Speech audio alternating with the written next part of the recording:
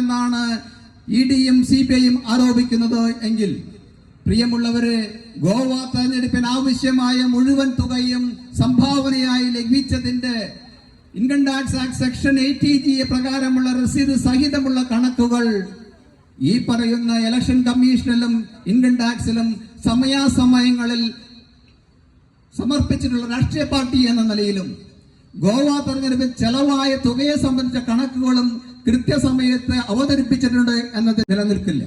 കാരണം സുതാര്യമായി income tax എക്സംഷനുള്ള 80G receipt നൽകിക്കൊണ്ട് സംഭാവന സ്വീകരിച്ച് തെരഞ്ഞെടുപ്പ് പ്രവർത്തനം നടത്തിയ രാഷ്ട്രീയ പാർട്ടി എന്ന നിലയിൽ 100 കോടിയുടെ അഴിമതി പണം വാങ്ങിയിട്ട് വേണ്ട ആം ആദ്മി പാർട്ടിക്ക് ഗോവയിൽ നിന്നല്ല ഈ രാജ്യത്ത് ഒരിടത്തും രാഷ്ട്രീയ പ്രവർത്തനം നടത്താൻ എന്ന കാര്യം കൂടി നാം തിരിച്ചറിയണം. ആ 3.5 കോടി രൂപ അങ്കമാലിക്കടുത്ത് വെച്ച് ഒരു വ്യാജ ആക്സിഡന്റ് സൃഷ്ടിക്കപ്പെടുന്നു. ആ വ്യാജ ആക്സിഡന്റ് സൃഷ്ടിക്കപ്പെടുന്നതിന്റെ ഭാഗമായിട്ട് 3.5 കോടി രൂപ അടിച്ചോണ്ട് പോയി. എന്റെ 25 ലക്ഷം രൂപ കട്ടുകൊണ്ടുപോയി. 3.5 കോടി രൂപ അടിച്ചുകൊണ്ട് പോയ കേസാ. നമ്മൾ ഇന്നലെ കണ്ടില്ലേ, ജോഷിയുടെ വീട്ടിൽ ഒരു കള്ളൻ, ഏതോ ജില്ലാ പഞ്ചായത്ത് പ്രസിഡന്റ് ഭർത്താവാണ്, നല്ല അടിപൊളി ടെറഫിക് കള്ളൻ.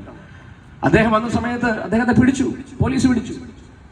സാധാരണ നമ്മുടെ വീട്ടിൽ ചെറിയ മോഷണങ്ങളൊക്കെ പോയാൽ നമ്മളെന്താ പോലീസിൽ ചെന്ന് പറയുക, 2 പവൻ പോയാൽ 5 പവൻ പോയെന്ന് പറയും, 50,000 രൂപ 1 ലക്ഷം രൂപ എന്ന് പറയും. കാരണം നമുക്കറിയാം ഇങ്ങനെ പറഞ്ഞാലേ ബാക്കിയുള്ളത് കിട്ടുള്ളൂ നമുക്കറിയാം. പക്ഷേ ഇവിടെ 3.5 കോടി രൂപ പോയിട്ട്, 3.5 കോടി രൂപ അടിച്ചോണ്ട് പോയിട്ട്, കവർ ചെയ്തോണ്ട് പോയിട്ട് പോലീസ് സ്റ്റേഷൻ ചെന്ന് പറയുകയാണ് 25 ലക്ഷം രൂപ പോയതിന്റെ അർത്ഥം പ്രാഥമികമായി ഇത് കള്ളപ്പണമാണെന്നല്ല. കാരണം പോലീസുകാർ ചോദിക്കും 3.5 കോടി രൂപയുടെ സോഴ്സ് കാണിക്കണം, പരാതി കൊടുക്കുന്നവരോട് ചോദിക്കും 3.5 കോടി രൂപയുടെ സോഴ്സ് കാണിക്കണം.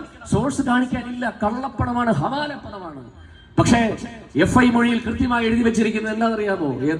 കോഴിക്കോടുള്ള ധർമ്മരാജൻ എന്ന് പറയുന്ന ആൾക്ക് കൊടുക്കാൻ വസ്തു കച്ചവടമായി എന്നെ ഒരു കറുത്ത ബാഗിൽ ഏൽപ്പിച്ചതാണ്. അദ്ദേഹത്തിന് അത്രേ അറിയുള്ളൂ. ഷംജീർ എന്ന് പറയുന്ന 1ാം സാക്ഷിക്ക് അറിയാവുന്നത്, കോഴിക്കോട് വെച്ച് എന്റെ കയ്യിൽ 25 ലക്ഷം രൂപ വസ്തു കച്ചവടത്തിന് തന്നു, അത് തട്ടിക്കൊണ്ടുപോയി എന്ന കേസ്. പോലീസ് കേസ് അന്വേഷിച്ചു. കേസ് അന്വേഷിച്ചതിന് ശേഷം ഇരിങ്ങാലക്കുട മജിസ്ട്രേറ്റ് കോടതിയിൽ 173 CRPC കുറ്റപത്രം കൊടുത്തു. ആ കുറ്റപത്രം എഴുതി വെച്ചിരിക്കുന്നതാണ് അതിലും ഭയപ്പെടുത്തുന്നത്. ഒരുപക്ഷെ മതേതര കേരളം, ജനാധിപത്യ കേരളം, പൗരബോധമുള്ള കേരളം ഓരോ ദിവസവും ചർച്ച ചെയ്യേണ്ട ഏറ്റവും ഭയപ്പെടുത്തുന്ന, ഭീതിപ്പെടുത്തുന്ന വസ്തുത ആ കേസിൽ എഴുതി പറയുകയാണ്. ഇത് വസ്തു കച്ചവടത്തിൽ കൊണ്ടുപോയ പൈസയല്ല, മറിച്ച് കർണാടകയിൽ നിന്ന് അനധികൃതമായി സ്വരൂപിച്ച പണം, കർണാടകയിൽ നിന്ന് അനധികൃതമായി സ്വരൂപിച്ച പണം ഹവാല ഏജന്റായി വർഷങ്ങളായി പ്രവർത്തിക്കുന്ന 2ാം സാക്ഷി, ഹവാല ഏജന്റായി വർഷങ്ങളായി പല അനധികൃത ഇടപാടുകളും നടത്തിയിട്ടുള്ള 2ാം സാക്ഷി ഈ കേസിൽ ഭാഗമായി കേരളത്തിൽ കൊണ്ടുവന്നു. ആരായി കേസിൽ 7ാം സാക്ഷി എന്നറിയാമോ? ഈ കേസിൽ 7ാം സാക്ഷി എന്ന് പറയുന്നത് BJPയുടെ അധ്യക്ഷൻ K. സുരേന്ദ്രന്. ഈ കേസിലെ 8ാം സാക്ഷി എന്ന് പറയുന്നത് BJPയുടെ state coordinating committee Ganeshan Nair. ഈ കേസിൽ 9ാം സാക്ഷി എന്ന് പറയുന്നത് അവരുടെ ഓഫീസ് സെക്രട്ടറിയാണ്. ഈ 7, 8, 9 സാക്ഷികളുടെ നിർദ്ദേശപ്രകാരം അറിവോടുകൂടി കർണാടകയിൽ നിന്ന് അനധികൃതമായി 24 മണിക്കൂറും ഹവാല ഇടപാട് നടത്തുന്ന 2ാം സാക്ഷി കൊണ്ടുവന്ന പണമാണ് തട്ടിക്കൊണ്ടുപോയത് എന്ന് കേരള പോലീസ് പറഞ്ഞിട്ട് അതിന്റെ മുഴുവൻ റെക്കോർഡും ഇവരുടെയൊക്കെ സഖ്യകക്ഷിയായ എൻഫോഴ്സ്മെന്റ് ഡയറക്ടറേറ്റിനും ഈ പറഞ്ഞ ഇൻകം ടാക്സും കൊടുത്തിട്ട് അവർ പറയുന്നത് 1 രൂപ പോലും പോയതായി ഞങ്ങൾക്ക് അറിവില്ല. ഒന്ന് ആലോചിച്ച് നോക്കണം. കള്ളപ്പണമാണെന്നും ഹവാലപ്പണമാണെന്നും ഹവാലക്കാരനുമായി കേരളത്തിലെ BJP എന്ന് പറഞ്ഞിട്ടും ഈ പണം എവിടെ നിന്ന് കൊണ്ടുവന്നു എന്നോ അത് എങ്ങോട്ട് കൊണ്ടുപോയെന്നോ അന്വേഷണമില്ല. ചാർജിൽ പോലീസ് എഴുതി വെച്ചിട്ടുണ്ട്, ഇത് കള്ളപ്പണമാണ്, ഇതുമായി ബന്ധപ്പെട്ട അന്വേഷണം നടത്തേണ്ട ബാക്കി ഉത്തരവാദിത്വം എൻഫോഴ്സ്മെന്റ് ഡയറക്ടറേറ്റിനും ഇൻകം ടാക്സിനുമാണ്. അതുകൊണ്ട് അനുവന്റെ കുറ്റപത്രം ഞങ്ങൾ അങ്ങോട്ട് അയച്ചിട്ടുണ്ടെന്ന് പറഞ്ഞ നാളിതുവരെയായിട്ട് അവരെ കേസെടുത്തിട്ടില്ല. ആലോചിച്ച് നോക്കി. PMLA ആക്ട് പ്രകാരം അരവിന്ദ് കേജ്രിവാൾ പോകുന്നതിലേക്ക് എത്രയോ ദിവസം മുമ്പ് ഈ മനുഷ്യൻ ബീഹാർ ജയിലിൽ പോകേണ്ടതല്ലേ? പക്ഷേ ED എന്ന് പറയുന്നതും CBI എന്ന് പറയുന്നതും പ്രതിപക്ഷ സഖ്യ സംവിധാന കക്ഷികളെ അടിച്ചമർത്താൻ വേണ്ടി ഉപയോഗിക്കുന്നുവെന്ന് നാഴികയ്ക്ക് 40 വട്ടം ഈ നാട്ടിലെ പ്രതിപക്ഷ സഖ്യകക്ഷികളുടെ നേതാക്കന്മാർ പറയുമ്പോൾ നമുക്ക് പുച്ഛമായിരുന്നു. പക്ഷേ ഇതല്ലേ സത്യം? ഇതാണ് സത്യം. ആരെങ്കിലും ഓൺ ചെയ്യുന്നുണ്ടോ? 3.5 കോടി രൂപ. ഞാൻ എപ്പോഴും എനിക്ക് രസകരമായി തോന്നിയത്, ഇവന്മാര് ജയിക്കാത്ത കേരളത്തിൽ കുറെ നാളായിട്ട് കഷ്ടപ്പെട്ട് പണിയെടുക്കുക, 13% മേലേക്ക് വോട്ടില്ല. അപ്പൊ ഇന്നലെ തിരുവനന്തപുരത്ത് എഴുതി വെച്ചിരിക്കുന്നത് ചന്ദ്രശേഖരൻ മന്ത്രിയായി കഴിഞ്ഞു എന്നാണ്.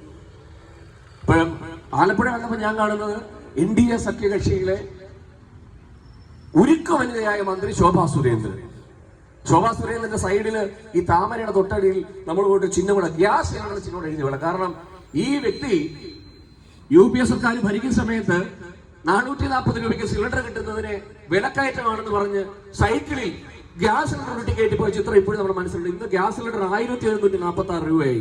അപ്പൊ എന്റെ അഭിപ്രായത്തിൽ താമര ചിഹ്നത്തിലല്ല വോട്ട് തേടണം, ഗ്യാസ് ചിഹ്നത്തിൽ വോട്ട് തേടണം. ഇപ്പൊ അവർക്ക് പ്രശ്നമില്ലല്ലോ. അവരുടെ വീട്ടിൽ അന്ന് അവർ എന്തൊക്കെയാ പറഞ്ഞത്, എന്റെ വീട്ടിൽ അരി വേവുന്നില്ല, ഇപ്പൊ എങ്ങനെയാ വേവിക്കുന്നത്, സ്വന്തമായിട്ട് വല്ല ഗ്യാസ് നിർമ്മിക്കുന്നുണ്ടോ എന്ന് എനിക്കറിയത്തില്ല.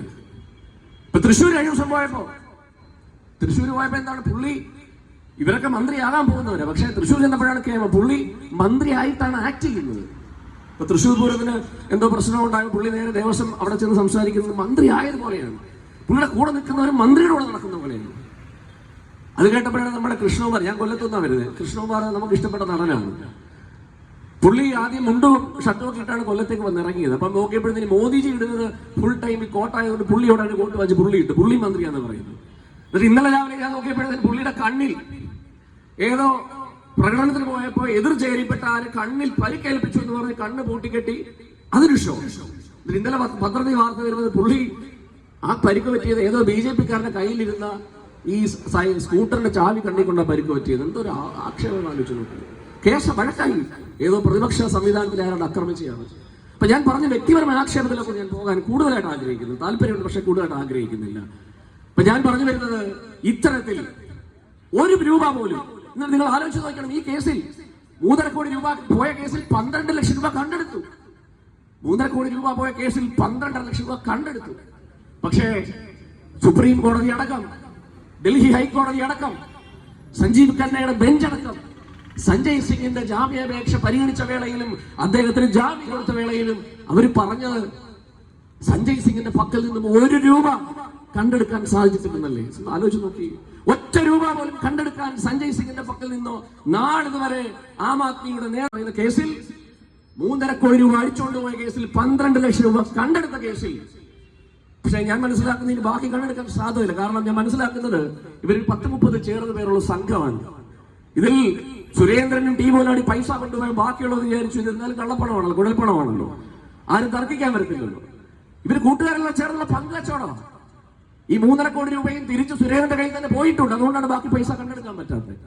അപ്പൊ ഇത്തരത്തിൽ കേരളത്തിൽ ജയിക്കാൻ സാധ്യതയില്ലാത്തൊരു സംസ്ഥാനത്ത്, ഒരു സീറ്റിൽ പോലും സാധ്യതയില്ലാത്തൊരു സംസ്ഥാനത്ത് ഓരോ ഇലക്ഷനിലും 3.5 കോടിയും 10 കോടിയും 100 കോടിയും 50 കോടിയും ഒക്കെയാണ് ഇവർ കൊടുക്കുന്നതെങ്കിൽ നിങ്ങളൊന്ന് ആലോചിച്ച് നോക്കണം. ഇവർക്ക് സാധ്യതയുള്ള, ജയസാധ്യതയുള്ള മണ്ണിൽ, ഭൂമിയിൽ, സംസ്ഥാനത്ത് ഇവരെത്രമാത്രം പണം, എത്രമാത്രം കള്ളപ്പണം, എത്രമാത്രം ഹവാലപ്പണം ഒഴുക്കിയായിരിക്കും ഈ സിസ്റ്റത്തെ ഇവർ അട്ടിമറിക്കുന്നത് ആലോചിച്ച് നോക്കിയേ. അതിനെതിരെയാണ് കേജ്രിവാൾ സംസാരിച്ചത്. അതിനെതിരെ സംസാരിക്കുന്നത് കൊണ്ടാണ് അദ്ദേഹത്തെ പിടിച്ച് ജയിലിലിട്ടത്. അതുകൊണ്ട് പ്രിയപ്പെട്ടവരെ, ഞാൻ കൂടുതൽ ഒരുപാട് സംസാരിച്ചു പോകുന്നില്ല, സംസാരിക്കുന്നവരൊക്കെ ഉണ്ട്. ഞാൻ പലപ്പോഴും സൂചിപ്പിച്ചൊരു വർത്തമാനമുണ്ട്. ബൈബിളിൽ പറയുന്ന മനോഹരമായിട്ടുള്ള ഹൃദയഭേദകമായിട്ടുള്ള ഒരു രംഗം ബൈബിളിൽ പറഞ്ഞു വെക്കുന്നുണ്ട്. ആ രംഗം ഇതാണ്. ആ രംഗം ക്രിസ്തുവിനെ അദ്ദേഹത്തിന്റെ അന്ത്യ ശുശ്രൂഷ കഴിഞ്ഞതിന് ശേഷം സ്വന്തം ശരീരവും രക്തവും ശിഷ്യന്മാർക്കും ലോകത്തിനും വേണ്ടി വീതിച്ചു കൊടുത്തതിന് ശേഷം ആ മഹാനായ മനുഷ്യൻ, മഹാനായ ഗുരു ഗെത്സമൻ തോട്ടത്തിൽ പ്രാർത്ഥിക്കാൻ പോകുന്ന ഒരു രംഗം ബൈബിളിൽ പറഞ്ഞു വെക്കുന്നുണ്ട്. ആ രംഗത്തിൽ അദ്ദേഹം ഗെത്സമൻ തോട്ടത്തിൽ പ്രാർത്ഥിക്കാൻ പോയത് കൂടെയുള്ള ശിഷ്യന്മാരും കൂടെയുണ്ട്, 12 പേരും കൂടെയുണ്ട്. അതിൽ മുതിർന്ന ശിഷ്യനായ ശിമയോനോട്, പത്രോസിനോട് ക്രിസ്തു പറയുന്നത്, പത്രോസേ, ഞാൻ പ്രാർത്ഥിക്കാൻ പോകുമ്പോ നീ എനിക്ക് വേണ്ടി ഉണർന്നിരുന്നിവിടെ പ്രാർത്ഥിക്കാൻ പറയുന്ന ഹൃദയഭേദകമായ രംഗം ബൈബിളിൽ വരച്ചു കാണുന്നുണ്ട്. തിരിച്ച് ക്രിസ്തു പ്രാർത്ഥന കഴിഞ്ഞ് വന്നപ്പോ ക്ഷീണം കൊണ്ടായിരിക്കാം ഉറങ്ങിപ്പോകുന്ന പത്രോസിനെയും ശിഷ്യന്മാരെയും കണ്ട ക്രിസ്തു എന്ന മഹാനായ ഗുരു ശിമയോനോട് ചോദിക്കുന്ന ഒരു ചോദ്യമുണ്ട്. പത്രോസേ, 1 മണിക്കൂർ നിനക്ക് എന്റെ കൂടെ ഉണർന്നിരിക്കാൻ സാധിച്ചില്ലേ എന്ന്? 1 മണിക്കൂർ നിനക്ക് എന്റെ കൂടെ പ്രാർത്ഥിക്കാൻ, എന്റെ കൂടെ ഇരിക്കാൻ സാധിച്ചില്ലേ എന്ന്? പ്രിയപ്പെട്ടവരെ, തീഹാർ ജയിലിന്റെ 13-ാം നമ്പർ റൂമിൽ നിന്ന് ക്രിസ്തുവിനെ പോലെ ശിക്ഷിക്കപ്പെട്ട, ക്രൂശിക്കപ്പെട്ട ഒരു മനുഷ്യൻ എന്നോടും നിങ്ങളോടും ഈ നാട്ടിലെ ജനാധിപത്യ വിശ്വാസികളോടും മുഴുവൻ ചോദിക്കുന്ന ഒരു ചോദ്യമാണ്, എന്റെ കൂടെ ഒന്ന് ഉണർന്നിരിക്കുക, എനിക്കൊപ്പം ഉണർന്നിരിക്കെ, എനിക്കൊപ്പം പോരാട്ടം നയിക്കുന്ന മതേതര ജനാധിപത്യ കക്ഷികൾ നേതാക്കന്മാർ കൂടെ ഉണർന്നിരിക്കെ. കാരണം അത് എനിക്ക് വേണ്ടിയോ സുനിത കേജരിവാളിന് വേണ്ടിയോ രാഹുൽ ഗാന്ധിക്ക് വേണ്ടിയോ ബിനോയ് വിശ്വത്തിന് വേണ്ടിയോ യെച്ചൂരിക്ക് വേണ്ടിയോ പിണറായിക്ക് വേണ്ടിയോ അല്ല, മറിച്ച് 10, 50, 60 വർഷം കഴിയുമ്പോൾ ഇതേ വഞ്ചി സ്ക്വയറിൽ നിന്ന് എന്നെ പോലെ നിങ്ങളെ പോലെ സംസാരിക്കാൻ കഴിയുന്ന ഒരു സാഹചര്യം ഈ രാജ്യത്ത് ഇല്ലാതെ പോകാൻ പാടില്ല. ജനാധിപത്യമായി വീണ്ടെടുത്ത സൗഭാഗ്യങ്ങളും സംവിധാനങ്ങളും ഈ രാജ്യത്ത് നിലനിൽക്കണം. ആ പോരാട്ടത്തിൽ നിങ്ങൾക്ക് എന്റെ കൂടെ ഒന്നുണർന്നിരിക്കാൻ കഴിയുന്നില്ലേ എന്ന് ആ മഹാനായ മനുഷ്യൻ ചോദിക്കുന്നു. അതുകൊണ്ട് ആ പോരാട്ടമാണ്, ആ പോരാട്ടത്തിന്റെ ഭാഗമാണ് ഈ വേദിയും ഈ സംവിധാനങ്ങളും. ഞാൻ പറഞ്ഞു വെക്കാൻ എപ്പോഴും പറഞ്ഞു വെക്കുന്ന കാര്യമുണ്ട്. CPM-മായി ആശയവ്യത്യാസമുണ്ട്. CPM-മായി നമുക്ക് വ്യക്തിപരമായ അല്ലെങ്കിൽ രാഷ്ട്രീയപരമായ പ്രശ്നങ്ങളുണ്ട്. കോൺഗ്രസുമായി ആശയ പ്രശ്നങ്ങളുണ്ട്. അല്ലെങ്കിൽ മറ്റു പാർട്ടികളുമായി ഒരു ആം ആദ്മി എന്ന് പറയുന്ന പ്രവർത്തകരുടെ നിലയിലും പാർട്ടി നിലയിലും നമുക്ക് വിയോജിപ്പുകളുണ്ട്. പക്ഷേ ആ വിയോജിപ്പുകൾക്ക് അപ്പുറത്ത് അഴിമതിയെ പറ്റി സംസാരിക്കണമെങ്കിൽ ഇവിടെ ഏകാധിപത്യ മനോഭാവമില്ലാത്തൊരു ഭരണാധികാര സംവിധാനം ഉണ്ടാവണം. അതുകൊണ്ട് അഴിമതിയെ പറ്റിയൊക്കെ പറയുന്നതിന് അപ്പുറമാണ് ജീവിക്കാനുള്ള സ്വാതന്ത്ര്യം.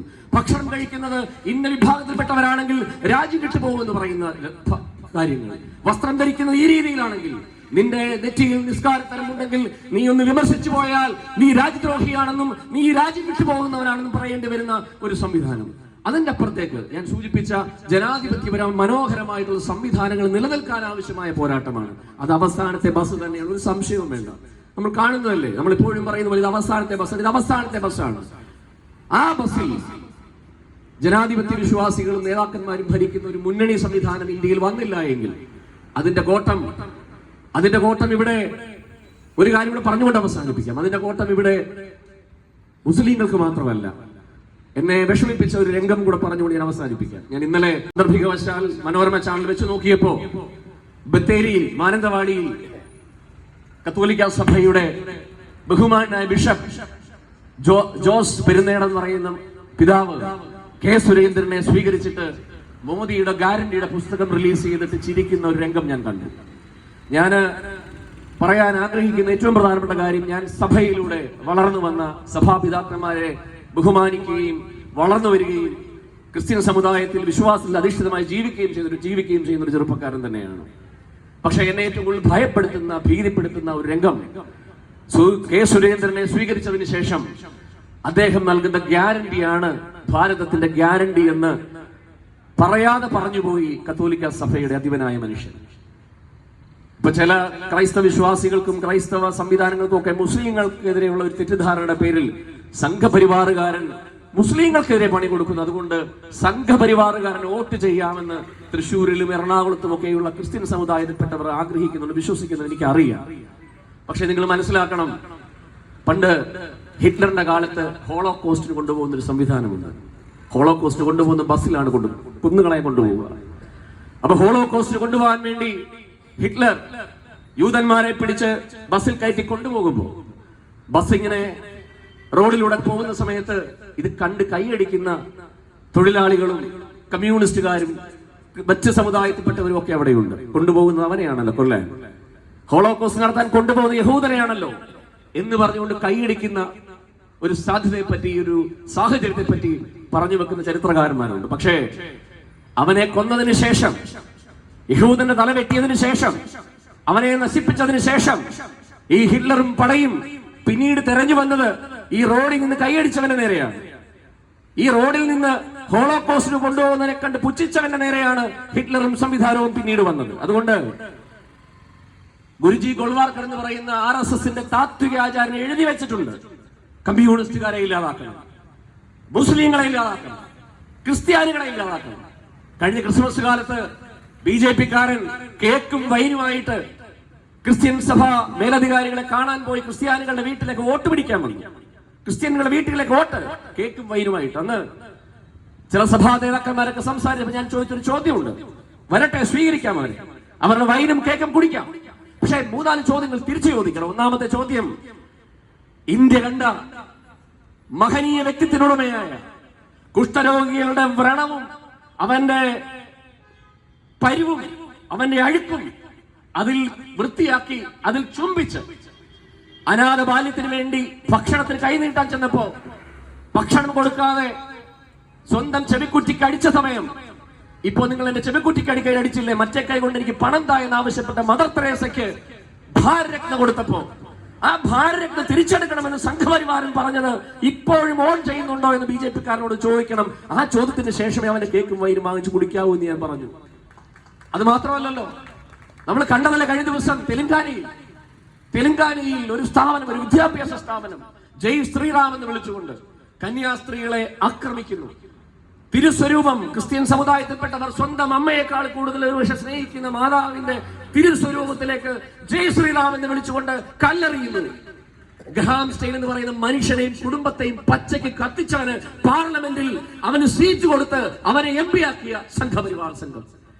അവസാനം സ്റ്റാൻ സ്വാമി എന്ന് പറയുന്ന ഒരു ജെസ്യൂട്ട് പാതിരി, 83 വയസ്സുള്ള ഒരു ജെസ്യൂട്ട് പാതിരി ഭീമാ കൊറേഗാവ് കേസിൽ അന്യായമായി അദ്ദേഹത്തെ അകത്താക്കിയതിനു ശേഷം ആദിവാസിക്കും ദളിതനും വേണ്ടി വിമോചന സമരം നയിച്ചതിന്റെ പേരിൽ UAP എന്ന് പറയുന്ന കിരാത നിയമം, അതിന്റെ നിയമത്തിന്റെ അടിസ്ഥാനത്തിൽ INA പിടിച്ചകത്തിട്ടതിനു ശേഷം ആ മനുഷ്യൻ നീതിപീഠത്തോടും സംഘപരിവാർ സംവിധാനത്തോടും പറഞ്ഞത്, എനിക്ക് ജാമ്യം വേണ്ട, എനിക്കൊരു സ്ട്രോ തരൂ, എന്റെ കൈ വിറയ്ക്കും, ഭക്ഷണം കഴിക്കാൻ, ചായ കുടിക്കാൻ, എന്റെ ഗ്ലാസ് പിടിക്കാൻ എനിക്ക് കഴിയില്ല, ഒരു സ്ട്രോ തരൂ എന്ന് പറഞ്ഞപ്പോ ആ സ്ട്രോ കൊടുക്കാൻ വേണ്ടി ബെയിൽ ആവശ്യപ്പെടാതെ സ്ട്രോ കൊടുക്കാൻ വേണ്ടി 50 ദിവസം നീട്ടിക്കൊടുക്കുകയും ആ 50-ാം ദിവസം വെള്ളം കുടിക്കാൻ കഴിയാതെ, മരുന്ന് കഴിക്കാൻ കഴിയാതെ, പക്ഷാഘാതം പിടിപെട്ട് മരിച്ചുപോയ ജെസ്യൂട്ട് പാതിരിയായിട്ടുള്ള മനുഷ്യൻ നമ്മുടെ മുമ്പിൽ നിൽക്കുകയാണ്. ഇതൊക്കെ പരിഹരിച്ചിട്ട് വേണം, ഇതിനൊക്കെ മാപ്പ് പറഞ്ഞിട്ട് വേണം, ഇതിനൊക്കെ ഈ ഇന്ത്യയിലെ മുഴുവൻ ജനങ്ങളോടും നിരുപാധികം മാപ്പ് പറഞ്ഞിട്ട് വേണം ക്രിസ്ത്യാനികൾ വോട്ട് പിടിക്കാൻ. അതുകൊണ്ട് ഇവർ പടച്ചുവിടുന്ന മുസ്ലിം വിദ്വേഷം നെഞ്ചിലേറ്റി, ഇവർ പടച്ചുവിടുന്ന അനാവശ്യമായ മുസ്ലിം വിദ്വേഷം അതിന്റെ എല്ലാ സീമകളും ലംഘിച്ച്, വർഗീയവാദത്തിന്റെ എല്ലാ സീമകളും ലംഘിച്ച് മനുഷ്യനെ വിഘടിപ്പിച്ചതിന് ശേഷം ക്രിസ്ത്യാനികൾ വോട്ട് പിടിക്കാൻ വരുന്ന സംഘപരിവാറിന്റെ മുഖത്ത് നോക്കി നിനക്ക് വോട്ടില്ല എന്ന് പറയാനുള്ള ആർജവം ഈ നാട്ടിലെ മതേതരത്തിൽ വിശ്വസിക്കുന്ന മനുഷ്യർ കാണിക്കണം. അത് കാണിച്ചില്ല എങ്കിൽ കേരളം മറ്റൊരു വർഗീയമായ സ്ഥലമായി മാറും. അതിന് ആം ആദ്മിക്കാരൻ ഉത്തരവാദിത്തമുണ്ട്, അതിന് CPM കാരൻ ഉത്തരവാദിത്തമുണ്ട്, അതിന് കോൺഗ്രസ്സുകാരൻ ഉത്തരവാദിത്തമുണ്ട്. ആ ഉത്തരവാദിത്തം കഴിഞ്ഞിട്ടേ ഉള്ളൂ മുന്നണിയുടെ പടലപ്പിണക്കങ്ങളും അതിനുശേഷമേ ഉള്ളൂ താൻ സ്ഥാനമാനങ്ങളും എന്ന് പറഞ്ഞുകൊണ്ട് എന്റെ വാക്കുകൾ നിർത്തുന്നു. നന്ദി, നമസ്കാരം, ജയ് ഹിന്ദ്. രണ്ടു പ്രധാനപ്പെട്ട മുഖ്യമന്ത്രിമാരാണ് ജയിൽവാസം അനുഭവിക്കുന്നത്. നിരവധി മന്ത്രിമാരും MP-മാരും MLA-മാരുമെല്ലാം സമാനമായിട്ടുള്ള സാഹചര്യമാണ് ഉള്ളത്.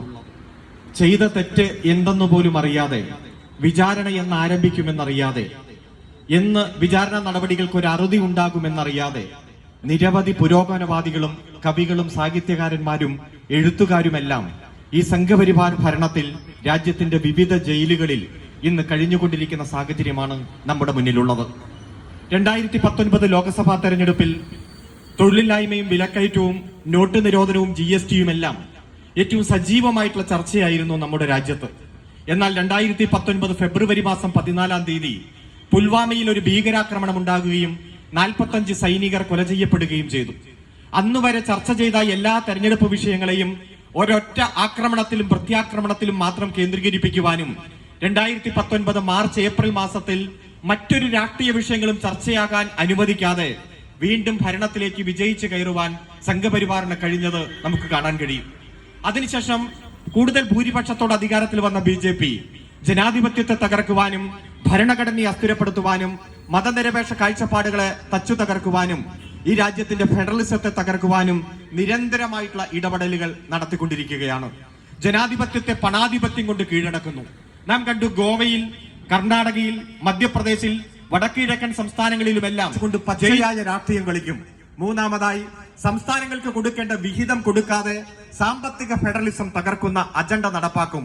അങ്ങനെ ഈ രാജ്യത്തെ ഒരു മതരാജ്യമാക്കി മാറ്റാൻ, സംഘപരിവാറിന് ഏതു തരത്തിലും നയിക്കാൻ കഴിയുന്ന ഒരു ഏക അജണ്ടയുള്ള രാജ്യമാക്കി മാറ്റുവാൻ, മതനിരപേക്ഷ ജനാധിപത്യ ഉള്ളടക്കങ്ങളെ തകർക്കാൻ, ഭരണഘടന അസ്ഥിരപ്പെടുത്തുന്ന ഒരു രാജ്യമാക്കി മാറ്റാൻ വേണ്ടിയിട്ടുള്ള കൃത്യമായിട്ടുള്ള ഇടപെടൽ നടത്തിക്കൊണ്ടിരിക്കുകയാണ്. ഇപ്പോൾ നമുക്കറിയാം ED, CBI, NIA, ആദായ നികുതി വകുപ്പ്, കസ്റ്റംസ് ഇവയെല്ലാം അവരുടെ അധികാര പരിധി ലംഘിച്ചുകൊണ്ടുള്ള ഇടപെടൽ നടത്തിക്കൊണ്ടിരിക്കുകയാണ്. എൻഫോഴ്സ്മെന്റ് ഡയറക്ടറേറ്റ് PMLA ആക്ട് പ്രകാരം പ്രവർത്തിക്കുന്നു. ഏതെങ്കിലും ഒരു കേസ് നേരിട്ട് രജിസ്റ്റർ ചെയ്യാൻ അവർക്ക് അവകാശമുണ്ടോ? ഏതെങ്കിലും ഒരു പ്രതിയെ നേരിട്ട് പോയി ചോദ്യം ചെയ്യാൻ അവർക്ക് അവകാശമുണ്ടോ? ഈ രാജ്യത്തിന്റെ പാർലമെന്റ് പാസാക്കിയ PMLA ആക്ട് പ്രകാരം പ്രൊസീഡ്സ് ഓഫ് ക്രൈമിന്റെ ഭാഗമായി മാത്രമേ ഇഡിക്ക് ഇടപെടാൻ കഴിയൂ. ഏതെങ്കിലും ഒരു ഇൻവെസ്റ്റിഗേഷൻ ഏജൻസി ഒരു കുറ്റകൃത്യം കണ്ടുപിടിക്കുകയും ആ കുറ്റകൃത്യത്തിന്റെ ഭാഗമായി കുറെ പണം കണ്ടെത്തുകയും ആ പണം ഒരു കള്ളപ്പണമാണ് എന്ന് ബോധ്യപ്പെടുകയും ആ പണം വെളുപ്പിക്കാൻ വേണ്ടിയിട്ടുള്ള നടപടിക്രമങ്ങൾ നടത്തി എന്ന് ബോധ്യപ്പെട്ടാൽ ഒരു ഏജൻസി നടത്തിയ അന്വേഷണത്തിന്റെ ഭാഗമായി രജിസ്റ്റർ ചെയ്യുന്ന കേസിന്റെ പ്രൊസീഡ്സ് ഓഫ് ക്രൈമിന്റെ ഭാഗമായി മാത്രമേ ഇഡിക്ക് ഒരു കേസിൽ ഇടപെടാൻ കഴിയൂ, ഈ PMLA ആക്ട് പ്രകാരം ഇടപെടാൻ കഴിയൂ. എന്നാൽ ഇവിടെ ഡൽഹിയിലെ മദ്യ അഴിമതി കേസുമായി ബന്ധപ്പെട്ടുകൊണ്ട് ഒരൊറ്റ രൂപ കള്ളപ്പണമായി കണ്ടെത്തിയിട്ടില്ല. ഏതെങ്കിലും തരത്തിൽ ഒരു കേസ് അന്വേഷിച്ച് നടപടിക്രമങ്ങൾ മുന്നോട്ട് പോകുന്ന സാഹചര്യം ഉണ്ടായിട്ടില്ല. സാങ്കല്പികമായി ഇത്തരത്തിൽ അഴിമതി നടന്നിട്ടുണ്ടാകാം. അങ്ങനെ അഴിമതി നടന്നിട്ടുണ്ടെങ്കിൽ ഇത്ര കള്ളപ്പണം ഉണ്ടാകാം, അത് ഗോവയിലെ തെരഞ്ഞെടുപ്പിൽ ഉപയോഗിച്ചിട്ടുണ്ടാകാം എന്നെല്ലാം സാങ്കല്പികമായി കണ്ടെത്തിക്കൊണ്ട് അന്വേഷണം ഇഡി ഏറ്റെടുക്കുന്നതാണ് നാം കണ്ടത്. ഇവിടെ സൂചിപ്പിച്ചു, പ്രിവെൻഷൻ ഓഫ് കറപ്ഷൻ ആക്ട് പ്രകാരം ഏതെങ്കിലും അഴിമതിയുടെ പരാതി കിട്ടിയാൽ അന്വേഷിക്കാം. അങ്ങനെ അന്വേഷിച്ച് അഴിമതി കണ്ടെത്തി കള്ളപ്പണം കൃത്യമായി കണ്ടെത്തിയാൽ മാത്രമേ ഇഡിക്ക് ഇടപെടാൻ കഴിയൂ. ഇവിടെ ഇഡി നേരിട്ട് വന്ന് ഇടപെടുകയാണ്. ഇതിലെ ഏറ്റവും പ്രധാനപ്പെട്ട ഒരു വ്യക്തി ശരത് റെഡ്ഡി ആദ്യം ചോദ്യം ചെയ്തു. ആ ചോദ്യം ചെയ്യലിൽ ഒരു ഘട്ടത്തിൽ പോലും അരവിന്ദ് കെജ്രിവാളിനെതിരെ മൊഴിയില്ല. അദ്ദേഹം സാക്ഷിയാണ്. രണ്ടാമതും സാക്ഷിയായി ശരത് റെഡ്ഡിയെ വിളിച്ചു, ചോദ്യം ചെയ്തു. മണിക്കൂറുകൾ നീണ്ടുനിന്ന ചോദ്യം ചെയ്യൽ. അതിലും ഒരക്ഷരം പോലും അരവിന്ദ് കെജ്രിവാളിനെ കുറിച്ചിട്ടില്ല. അതിനുശേഷം 2 തവണ സാക്ഷിയായി ചോദ്യം ചെയ്ത ശരത് റെഡ്ഡിയെ പ്രതിയാക്കി മാറ്റുകയാണ്.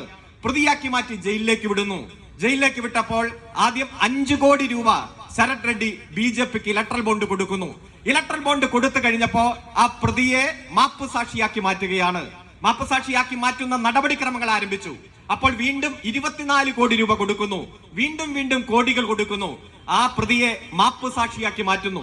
മാപ്പ് സാക്ഷിയാക്കി മാറ്റണമെങ്കിൽ ആ മൊഴി ട്രസ്റ്റ് വർത്തിയായിരിക്കണം, ഏറ്റവും സത്യസന്ധമായിട്ടുള്ള മൊഴിയായി ബോധ്യപ്പെടണം. കാരണം ഒരു മാപ്പ് സാക്ഷി പ്രതികളെ ഉറ്റിക്കൊടുത്തു വരുന്ന, ശരിക്കും പറഞ്ഞാൽ ഒരു ഉറ്റിക്കൊടുത്തു വരുന്ന വ്യക്തിയാണ്. അതുകൊണ്ട് അദ്ദേഹം പറയുന്നത് കൃത്യമായി വിശ്വാസയോഗ്യമാക്കണം. ആദ്യത്തെ 2 മൊഴിയിലും ഇവിടെ അരവിന്ദ് കെജ്രിവാളിനെ കുറിച്ച് ഒരു വാക്കോ ഒരക്ഷരം ഉരിയാടാത്തയാൾ സാക്ഷി പ്രതിയായി മാറി ജയിലിലേക്ക് പോകുമ്പോൾ മാപ്പ് സാക്ഷിയായി മാറിയതിനു ശേഷം അദ്ദേഹം കൊടുത്തത് എന്ന രൂപത്തിൽ രേഖപ്പെടുത്തുന്ന മൊഴിയിൽ മാത്രം അരവിന്ദ് കെജ്രിവാളിനെ കുറിച്ച് സൂചിപ്പിക്കുകയാണ്. അതിന്റെ പേരിൽ അറസ്റ്റ്, ജയിൽവാസം നാം കണ്ടുകൊണ്ടിരിക്കുകയാണ്. പ്രിയപ്പെട്ടവരെ, ഇഡി എന്നാൽ എൻഫോഴ്സ്മെന്റ് ഡയറക്ടറേറ്റ് ഇന്ന് BJPയുടെ ഇലക്ഷൻ ഡിപ്പാർട്ട്മെന്റായി തരം താണിരിക്കുകയാണ്. ഇഡി കണ്ടെത്തിയിരിക്കുന്ന പണം പത്രം വായിക്കുമ്പോൾ നമ്മൾ കാണാറുണ്ട്, ഇത്ര കള്ളപ്പണം കണ്ടെത്തി. ഇഡിയുടെ ചരിത്രം എടുത്ത് പരിശോധിച്ചാൽ കഴിഞ്ഞ 17 വർഷത്തിനുള്ളിൽ ഇഡി കണ്ടെത്തിയ പണം അതിന്റെ 1% പോലും കള്ളപ്പണമാണെന്ന് കണ്ടെത്താൻ കഴിയാത്ത ലോകത്തിലെ ഏറ്റവും വിശ്വാസയോഗ്യത ഇല്ലാത്ത ഏജൻസിയായി ഇഡി തരം താണിരിക്കുകയാണ്. അത് മാത്രമല്ല, ഈ അവസാനത്തെ 5 വർഷത്തിൽ ഇഡി 121 നേതാക്കന്മാർക്കെതിരെ ഇന്ത്യയിൽ കേസ് രജിസ്റ്റർ ചെയ്തു. അതിൽ 116 പേരും പ്രതിപക്ഷ പാർട്ടിയുടെ നേതാക്കന്മാരാണ്. അതായത് 95% പ്രതിപക്ഷ നേതാക്കന്മാർക്കെതിരെ കേസ് രജിസ്റ്റർ ചെയ്തിരിക്കുന്നു. ഇഡിയുടെ കഴിഞ്ഞ 17 വർഷത്തെ ചരിത്രത്തിൽ 5906 കേസുകളാണ് ഇഡി രജിസ്റ്റർ ചെയ്തത്. അതിന്റെ കൺവിക്ഷൻ റേറ്റ് വെറും 23 മാത്രമാണ്. അതായത് 0.54 ഇഡിയുടെ കൺവിക്ഷൻ റേറ്റ്. IPC ഒഫൻസിന്റെ കൺവിക്ഷൻ റേറ്റ് 59%. അതായത് ഇന്ത്യയിൽ ഏറ്റവും വിശ്വാസയോഗ്യതയില്ലാത്ത ഏജൻസിയായി ഇഡി അതമ്പതിച്ച് പോകുമ്പോൾ BJPയുടെ ഒരു ടൂളായി മാറുന്ന ഏജൻസിയായി ഇഡി തരംതാണു പോകുന്ന കാഴ്ചയാണ് നാം കണ്ടുകൊണ്ടിരിക്കുന്നത്. ഇവിടെ സൂചിപ്പിച്ചു, ശാരദ ചിട്ടി കേസ്. എത്ര വർഷമാണ് BJP ആ കേസിനെ ഉപയോഗിച്ചത്? അതുമായി അധികാരിയും മുകിൽ റോയും BJPയായി മാറി. എല്ലാ അന്വേഷണവും അവിടെ നിന്നു. ആദർശ് ഫ്ളാറ്റ് പദ്ധതി 2018 മുതൽ എല്ലാ തെരഞ്ഞെടുപ്പുകളിലും മഹാരാഷ്ട്രയിൽ BJP ഒരു തെരഞ്ഞെടുപ്പ് ആയുധമായി ഉപയോഗിച്ചതാണ് ആദർശ് ഫ്ളാറ്റ് പദ്ധതി. അതിലെ അശോക് ചൗഹാൻ BJPയായി മാറി. എല്ലാ അന്വേഷണവും അദ്ദേഹത്തിനെതിരായും ആദർശ് ഫ്ളാറ്റിനെതിരായിട്ടുള്ള അന്വേഷണം അവിടെ അവസാനിച്ചു. നാരായണ റാണെ നിരവധി കേസുമായി ബന്ധപ്പെട്ടുകൊണ്ട് അദ്ദേഹത്തിനെതിരെ കേസ് രജിസ്റ്റർ ചെയ്തു. ഇഡിയും CBIയും മാറി ചോദ്യം ചെയ്തു. ഒരു സുപ്രഭാതത്തിൽ അദ്ദേഹം BJPയായി മാറി. എല്ലാ അന്വേഷണവും അവിടെ അവസാനിച്ചു. അങ്ങനെ എത്രയോ പേർ NCP കൊടുക്കാൻ വേണ്ടിയിട്ടുള്ള ഒരു സാഹചര്യമാണ് ഈ ലോകസഭാ തെരഞ്ഞെടുപ്പ് എന്ന് തിരിച്ചറിഞ്ഞുകൊണ്ട് കള്ളക്കേസിൽ കുടുക്കപ്പെട്ട് ജയിൽവാസം അനുഭവിക്കുന്നവരെ, ജയിലിൽ അടച്ചിരിക്കുന്നവരെ മോചിപ്പിക്കുന്നത് വരെ, അവർക്ക് നീതി കിട്ടുന്നത് വരെയുള്ള പോരാട്ടത്തിന് ഇന്ത്യയിലെ തൊഴിലാളി വർഗത്തിന്റെ കമ്മ്യൂണിസ്റ്റ് പാർട്ടി ഓഫ് ഇന്ത്യ മാർക്സിസ്റ്റിന്റെ പൂർണ്ണമായിട്ടുള്ള പിന്തുണ ഉറപ്പു നൽകുന്നതോടൊപ്പം വരുംകാല പ്രക്ഷോഭങ്ങളിലും പോരാട്ടങ്ങളിലും നിങ്ങളോടൊപ്പം ഞങ്ങൾ ഉണ്ടാകുമെന്ന് ഉറപ്പ് നൽകിക്കൊണ്ട് ഇതിൽ പങ്കെടുക്കുന്ന മുഴുവൻ സുഹൃത്തുക്കളെയും ഹൃദയത്തോട് ചേർന്ന് അഭിവാദ്യം ചെയ്തുകൊണ്ട് ഞാൻ എന്റെ വാക്കുകൾ അവസാനിപ്പിക്കുന്നു. അഭിവാദ്യങ്ങൾ. മാന്യരായ ആം ആദ്മിയുടെ നേതാക്കന്മാരെ, സദസ്സിലെ നേതാക്കന്മാരെ, സഹോദരിമാരെ, സുഹൃത്തുക്കളെ, ആദ്യമായി ജനാധിപത്യം സംരക്ഷിക്കാനുള്ള പോരാട്ടത്തിൽ അണിചേരാൻ എത്തിച്ചേർന്നിട്ടുള്ള എല്ലാ ആം ആദ്മി സഹപ്രവർത്തകരെയും ഞാൻ ആദ്യമായി ഇന്ത്യൻ നാഷണൽ കോൺഗ്രസ് പാർട്ടിയുടെ പേരിൽ അഭിവാദ്യം നേരുകയാണ്. കഴിഞ്ഞ ദിവസം ഇന്ത്യയിലെമ്പാടുമുള്ള ആം ആദ്മി പ്രവർത്തകർ അരവിന്ദ് കെജ്രിവാളിനെ അഭിവാദ്യം അർപ്പിച്ചുകൊണ്ട് നടത്തിയ ഉപവാസ സമരത്തിലും എനിക്ക് പങ്കെടുക്കാൻ കഴിയുന്നു. ഇന്ന് ജനാധിപത്യം സംരക്ഷിക്കണം എന്നാവശ്യപ്പെട്ടുകൊണ്ടാണ് ആം ആദ്മി പ്രവർത്തകർ ഇന്ന് ഈ വഞ്ചി സ്ക്വയറിൽ എത്തുകൂടിയിരിക്കുന്നത്. നമുക്കറിയാം, 18ാം ലോക്സഭയിലേക്ക് നടക്കുന്ന തെരഞ്ഞെടുപ്പിന് ഇനി മണിക്കൂറുകൾ മാത്രമാണ് അവശേഷിക്കുന്നത്. ഇന്ത്യയിലെ ജനങ്ങളെ സംബന്ധിച്ചിടത്തോളം വല്ലാത്തൊരു മാനസികാവസ്ഥയിലാണ് കടന്നുപോയിക്കൊണ്ടിരിക്കുന്നത്. കഴിഞ്ഞ 77 വർഷക്കാലമായി ഈ രാജ്യത്ത് നിലനിന്ന ജനാധിപത്യവും ഈ രാജ്യത്ത് നിലനിന്ന മതേതരത്വവും ഇനിയൊരു തെരഞ്ഞെടുപ്പിലൂടെ വീണ്ടും BJP അധികാരത്തിൽ വന്നാൽ നിലനിൽക്കുമോ എന്നുള്ള വലിയ ശക്തമായ ചോദ്യചിഹ്നമാണ് ഇന്ന് രാജ്യവും ലോകവും ചർച്ച ചെയ്യപ്പെട്ടുകൊണ്ടിരിക്കുന്നത് എന്നുള്ളതാണ് യാഥാർത്ഥ്യം. കർണാടകയിൽ നിന്നുള്ള ഒരു BJP MP ശ്രീ ഹെഗ്ഡെ അദ്ദേഹം പറഞ്ഞു, BJPക്ക് 400 സീറ്റ് കിട്ടിയാൽ ഞങ്ങൾ ഈ ഭരണഘടന തിരുത്തി എഴുതും എന്ന് സൂചിപ്പിക്കുകയുണ്ടായി. ഇതൊരൊറ്റപ്പെട്ട ശബ്ദമായി നമുക്ക് കണക്കാക്കാൻ കഴിയില്ല. രാജ്യത്തിന്റെ സ്വാതന്ത്ര്യ സമരത്തിൽ പങ്കെടുത്ത ധീരരായ ദേശാഭിമാനികളെ അവരുടെ ചരിത്രം വളച്ചൊടിച്ച് രാജ്യത്തിന്റെ ഭരണഘടന പോലും തിരുത്തി എഴുതി രാജ്യത്തെ ഭരണഘടനാ സ്ഥാപനങ്ങളെ ഒന്നൊന്നായി രാഷ്ട്രീയവൽക്കരിച്ച് മുന്നോട്ട് പോകുന്ന ഒരു സാഹചര്യമാണ് ഇത് കഴിഞ്ഞ 10 വർഷത്തിനിടെ രാജ്യം കണ്ടുകൊണ്ടിരിക്കുന്നത്. അതിന്റെ ഏറ്റവും അവസാനത്തെ ഉദാഹരണമാണ് ഡൽഹി മുഖ്യമന്ത്രി ശ്രീ അരവിന്ദ് കെജ്രിവാൾ ഇന്ന് ജയിലിൽ കിടക്കേണ്ട സാഹചര്യമുണ്ടായത്. നമുക്കറിയാം, പ്രതിപക്ഷ രാഷ്ട്രീയ പ്രസ്ഥാനങ്ങളെ ബഹുമാനിക്കുക എന്നുള്ളതാണ് ഒരു ജനാധിപത്യത്തിന്റെ ഏറ്റവും വലിയ മൂല്യമായി നമ്മൾ കണക്കാക്കുന്നത്. ഒരു ഭരണകക്ഷിയുടെ കറക്റ്റീവ് ഫോഴ്സ് ആയിട്ടാണ് എന്നും പ്രതിപക്ഷ പാർട്ടികളെ ഇന്ത്യയിലെ ജനാധിപത്യ സംവിധാനത്തിൽ പ്രവർത്തിച്ചിട്ടുള്ള രാഷ്ട്രീയ പാർട്ടി എന്നുള്ള നിലയിൽ കോൺഗ്രസ് കണ്ടിട്ടുണ്ട്. പക്ഷേ ഇവിടെ നമുക്ക് കാണാൻ കഴിയുന്നത് തങ്ങളെ എതിർക്കുന്നവരെ മുഴുവൻ ജയിലിലിടുക, അല്ലെങ്കിൽ എൻഫോഴ്സ്മെന്റിനെയും അല്ലെങ്കിൽ CBI കൊണ്ട് അറസ്റ്റ് ചെയ്യിച്ച് അവരെ രാഷ്ട്രീയമായി ഇല്ലായ്മ ചെയ്യുക എന്നുള്ള ഒരു സായാഹ്ന പ്രതിഷേധ സമരമാണ് ഇന്നിവിടെ നടക്കുന്നത്. കഴിഞ്ഞ ദിവസങ്ങളിൽ നമുക്ക് കേരളത്തിന്റെ എല്ലാ ജില്ലകളിലെ എല്ലാ സോണൽ ഏരിയയിലും നമ്മൾ ഈ പ്രതിഷേധ സമരം നടത്തുകയുണ്ടായി. അതെല്ലാം തന്നെ വൻ വിജയമായി തീർന്നിരുന്നു. സ്വാതന്ത്ര്യത്തിലേക്കും സൗകര്യങ്ങളിൽ നിന്ന് അസൗകര്യങ്ങളിലേക്കും കൊണ്ടുപോകുന്ന ഒരു രീതി. ഞാൻ ഈ കഴിഞ്ഞ ദിവസം സൗദി അറേബ്യയിൽ ചെന്നു. ഇവിടെ ഒരു 10-14 ഞങ്ങളുടെ രാജാവ് വിവാദം തോന്നു. നിങ്ങളുടെ രാജാവോ? ഞാൻ പറഞ്ഞു, ഞങ്ങളുടെ നാട്ടിൽ രാജാവില്ല, ഇന്ത്യയിൽ രാജാവല്ല, ഇന്ത്യയിൽ പ്രധാനമന്ത്രിയാണ്, ഇന്ത്യയിൽ ജനാധിപത്യമാണ്. അപ്പൊ നിങ്ങളുടെ മോന്തി ആരാണ്? ഞാൻ പറഞ്ഞു, മോന്തിയല്ല, മോദിജിയാണ്. അദ്ദേഹം രാജാവാകാൻ ശ്രമിക്കുന്ന ഒരു ജനാധിപത്യ രാജ്യം. അപ്പൊ നമുക്ക് പറയാനുള്ളത്, അവിടെ പണ്ട് സ്ത്രീകള്, അത് വിദേശീയരാണെങ്കിലും ടൂറിസ്റ്റ് ആണെങ്കിലും ജോലിക്ക് വേണ്ടി ചെന്നവരാണെങ്കിലും അവര് ശരീരമാസകാലം പർദ്ദയണിയണമായിരുന്നു. ഇന്ന് അവിടുത്തെ മുസ്ലിം സ്ത്രീകൾക്ക് പോലും അത് നിയമമല്ല. അവർക്ക് ഇഷ്ടമുണ്ടെങ്കിൽ മാത്രം അവരുടെ മുഖം മറച്ചാൽ മതി. അത് നിയമത്തിൽ നിന്ന് എടുത്തു കളഞ്ഞു. 1 ലക്ഷം പേരാണ് പൈസ അവിടെ ഇൻവെസ്റ്റ് ചെയ്ത് ബിസിനസ് ചെയ്യാനായിട്ട് വന്നിരിക്കുന്നത്. ഞങ്ങളത് അവരുടെ തെരുവീതിയിലൂടെ അല്ലെങ്കിൽ അതിൽ കൂടെ നടന്നപ്പം അവിടെയുള്ള ആൾക്കാർ ഞങ്ങളോട് വന്ന് പറയാൻ, നിങ്ങൾ എല്ലാവരും കൂടെ നിൽക്കുക, ഞങ്ങൾ ഫോട്ടോ എടുത്തു തരാം. എല്ലാ തരത്തിലും ഏറ്റവും ബെസ്റ്റ്. ഒരു വേസ്റ്റ് അങ്ങോട്ട് എറിഞ്ഞാൽ നമുക്കെതിരായിട്ട് ഒരു നടപടിയും എടുക്കില്ല. ആർക്കെതിരായിട്ടാണ് ആ നടപടി എടുക്കുന്നത്?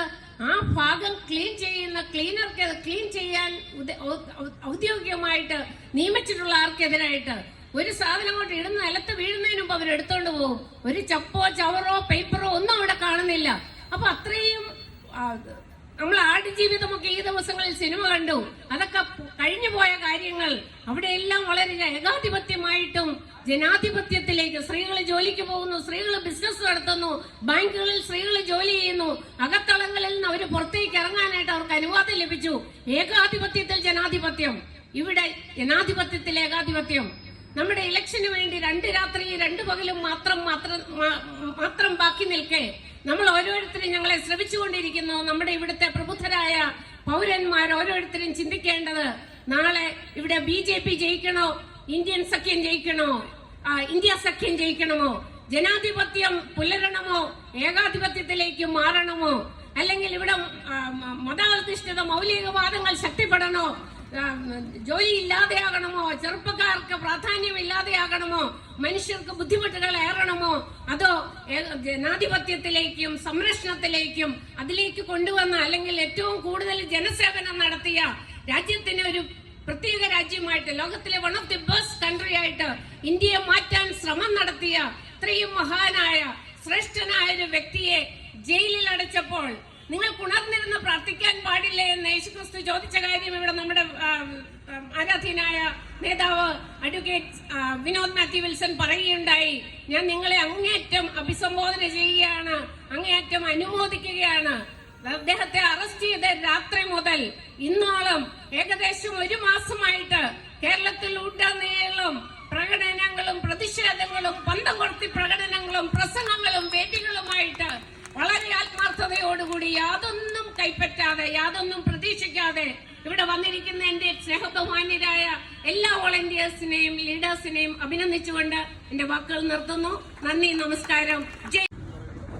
മോദി ഇന്ത്യയുടെ മുഖമായിട്ട് കാണിക്കുന്ന ഒരു ട്രെയിലർ വീണ്ടും വീണ്ടും പറയുന്നത് പിക്ചർ അഭി ബാക്കി ഹൈ, യേ തോ ട്രെയിലർ ഹി ഹൈ. ഈ ട്രെയിലറാണ് ഞങ്ങൾ ഇപ്പൊ കാണിക്കാൻ പോകുന്നത്. ജയിൽ നീതിയുടെ പ്രതീകമാണ്. ഈ ജയിലിൽ നിന്ന് നിൽക്കുന്നത് 2 നീതിമാന്മാരാണ്.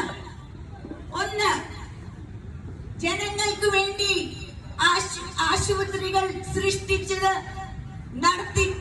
നടത്തിയ സത്യേന്ദ്ര ജെയിൻ.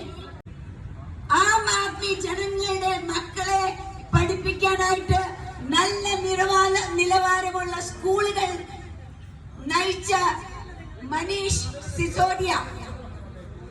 പക്ഷേ BJP ഒരു പുതിയ യന്ത്രം കൊണ്ടുവന്നു. ആ യന്ത്രത്തിന്റെ പേരാണ് BJPയുടെ വാഷിംഗ് മെഷീൻ. BJPയുടെ വാഷിംഗ് മെഷീൻ ഇവിടെ മുന്നിൽ കാണുന്നു നിങ്ങൾ. ഈ വാഷിംഗ് മെഷീന്റെ പ്രത്യേകത എന്താണെന്ന് പറഞ്ഞാൽ ഇതൊരു സർവീസ് ആണ്. ജനങ്ങൾക്ക് കൊടുക്കുന്ന ഒരു സേവനം. ഇലക്ടോറൽ ബോണ്ട്സ്, അതായത് മണി ലോണ്ടറിംഗ് സർവീസ്. ഇതിന്റെ ഒരു പ്രത്യേകത നിങ്ങൾക്ക് കാണാം. കറുത്ത തുണിയെ വെളുപ്പിക്കുന്നു, അഴിമതി ഇല്ലാതെയാക്കുന്നു. അത് ഞങ്ങൾ ഒരു പാട്ടിൽ കൂടി നിങ്ങൾക്ക് അവതരിപ്പിച്ചു തരാൻ പോകുകയാണ്. ഈ അഴിമതിക്കാര് ആരാണെന്ന് ചോദിച്ചാൽ അവര് ഈ ലോണ്ടറിംഗ് സർവീസിൽ നടക്കുന്നത് നമ്മുടെ പ്രമുഖ നേതാവായ ആദ്യത്തെ നേതാവ് ഞങ്ങളെ വിളിക്കുന്നു. പക്ഷേ ഇതൊരു പാട്ടോട് കൂടിയാണ് നിങ്ങളെ അവതരിപ്പിക്കുന്നത്. ആ പാട്ട് ആണ് ഞങ്ങളിപ്പം പാടാൻ പോകുന്നത്. Washing powder Modi, washing powder Modi, അഴിമതിക്കാരെ കൂട്ടും വിശ്വാസ് ശർമ്മ. വെളുപ്പാ